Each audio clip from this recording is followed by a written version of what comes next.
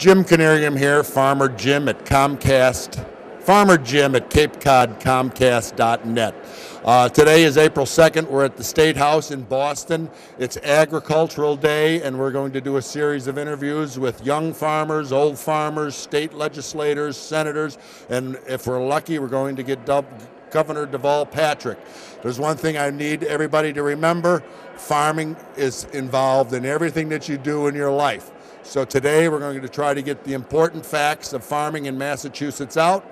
Thank you for letting me come into your home. I am the president of the Cape and Islands Farm Bureau and also the farmer's husband at Miss Scarlett's Blue Ribbon Farm. Thank you. Hi, Jim here again.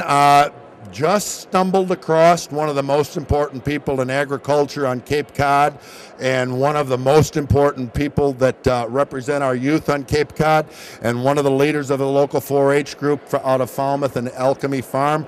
I'm with Bill Clark, Judy Vollmer, and Karen Schwalbe. Bill, you're up here today to advocate for agriculture. Yes, promote agriculture. Yes, show the people that make the decisions how important agriculture is to Massachusetts. Right. There was times when we came up here when there was nobody here. I remember it well. This is I think 36 years now I've been doing this, so yeah, I can remember those days. Bill Clark is the county agent for the Barnstable County. You can reach him through the Barnstable County website. He has a lot of resources available to the county. They have the tick and Lyme, the Lyme and tick disease thing program that goes on. He's in charge of the 4-H program, oversees the 4-H program. Russell Norton, who's with the Master Gardens and the horticultural end, and there's like 12 or 13 other things. Buy fresh, buy local, get smart, get local, and get fresh with a local farmer. That's what Bill's in charge of. I'm going to take a few minutes to talk to Judy here about her 4-H. I know she brought an entourage of 4-H kids up here and their leaders. Judy Vollmer, long time no see. How you been? How are you? I'm great. You are in charge of the whole 4-H program on Cape Cod. You and another educator. You're known as a Barnstable County 4-H educator. Tell us about 4-H. Tell us how it used to be really farm-related 30, 40, 50, 60, 100 years ago, and now all of a sudden, as farming has progressed, so has 4-H. Right. Well, it's all the rage again. In the old days, when I first started 38 years ago, it was still big, and then we went through a time where people were almost embarrassed to be associated with agriculture. Oh, you have chickens, you have cows, that's not so cool for kids. And now it's all the rage. Everybody wants to have a little plot of land for a garden, have a little backyard flock of chicks, and so here we are. We'll take advantage of that ride while we have it and try to educate kids. The 4-H has always been into agriculture. That's where our roots have been established. We're very proud of that, and we have lots of resources about that, and so we're here to help anyone who wants to start a 4-H club or do 4-H events and programs with their kids.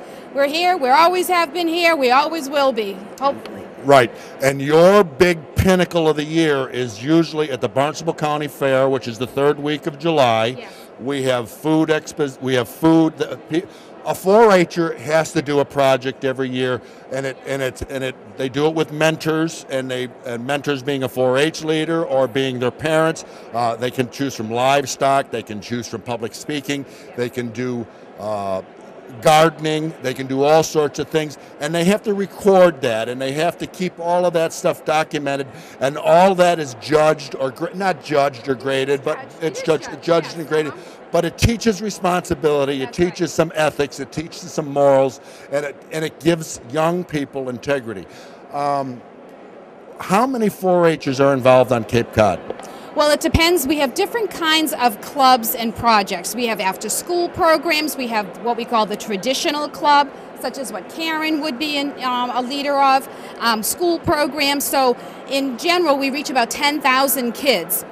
On Cape Cod? Yes. 10,000 kids. That's more than most school districts have. That's a very important resource to our youth of Cape and Islands. Right. So we do reach a lot of children in one way or another. We have a sunflower growing contest, for instance, where a lot of kids, a couple thousand kids participate in that or whatever. But basis and the best thing about our program is the traditional 4-H club.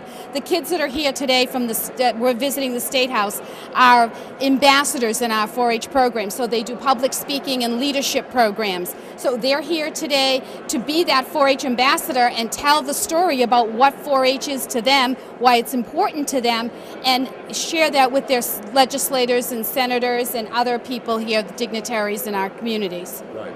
Thank you for your time. Just hold tight. I want to say something to Karen real quick. Now, Karen, what's the name of your group? It's Coonamessett Farm Livestock 4-H. And that's at Ron and Roxanne Smolowitz's farm in Hatchville. Yep. And it's Coonamessett Farm. Yep. What is your major interest in your 4-H group?